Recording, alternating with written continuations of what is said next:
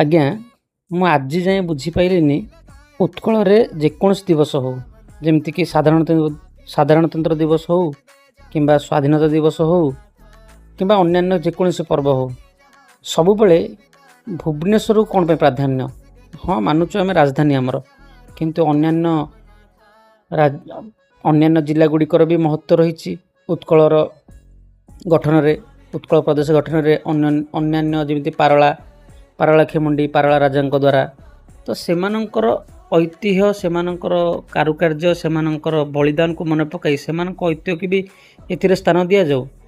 କେବଳ ସ୍ଥାନ ଦିଆଯାଉ ମାନେ ଆପଣ ଦୟା କରୁନାହାନ୍ତି, ଏଥିରେ ସେମାନଙ୍କର ଅବଦାନ ରହିଛି, ତେଣୁ କରିକି ତାଙ୍କୁ ଉଚିତ ସମ୍ମାନ ମିଳୁ।